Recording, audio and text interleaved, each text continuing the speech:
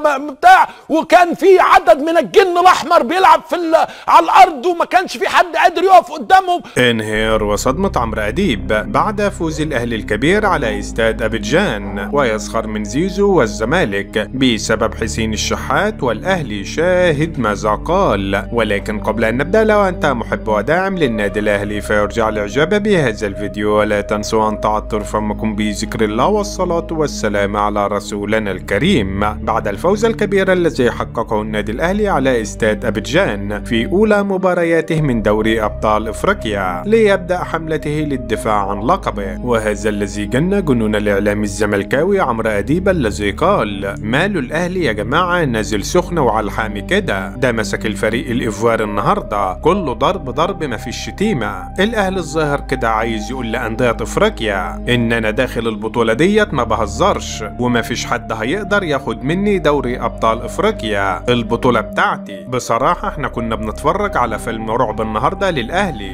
اللعيبة كلها فايقة، ومعظم اللي نزل النهارده كانوا في التشكيلة الاحتياطية، والظاهر بيحرجوا كولر عشان يلعبوا في الماتشات الجاية. وانا توقع كده الأهلي لو فضل ماشي بنفس المستوى، انا متأكد ان هو هيحافظ على لقبه للعام الثالث على التوالي. واليومين اللي فاتوا دول كنت بندهش من الإعلام الزملكاوي اللي كانوا بيقولوا زيزو هياخد أفضل لاعب في افريقيا. اهو الاتحاد الافريقي رد عليكم على طول واختار حسين الشحات افضل لاعب داخل القارة الافريقية. انا مش عارف يا جماعة، كل ما الاعلام الزملكاوي بيعمل هيصة تحصل بعدها حاجة غريبة، زي ما حصل في موضوع عواد. الاعلام الزملكاوي قعد يقول عواد احسن حارس مرمى واحسن حارس مرمى في مصر، وهاجموا حسام حسن عشان ملعبوش اساسي ولعب مصطفى شوبير. يجي بعدها عواد في ماتش المصري يعمل غلطة عمره، يخرس ألسنة الزملكاوية، ده ربك هو اللي عملها عشان ربنا ما بيرضاش بالظلم. نفس الحكاية مع زيزو، بس يا جماعة في عصفورة قالت لي ان زيزو ماضي مع النادي الاهلي وبيماطل اليومين دول مع الزمالك لحد ما يجي شهر يناير ويعلنها للجميع ان انا لاعب في النادي الاهلي، والزعلان يخبط راسه في حيطة. ما خلاص من حقه يمضي في يناير لأي نادي، ما هو بقى فري خلاص. بس يا جماعة كلنا عارفين زيزو ان هو اهلاوي من زمان ومش بعيد يعملها. انا صدق ان هو يروح النادي الاهلي، ما هو اعلنها قبل كده مع شوبير ان هو اهلاوي قبل ما يجي الزمالك،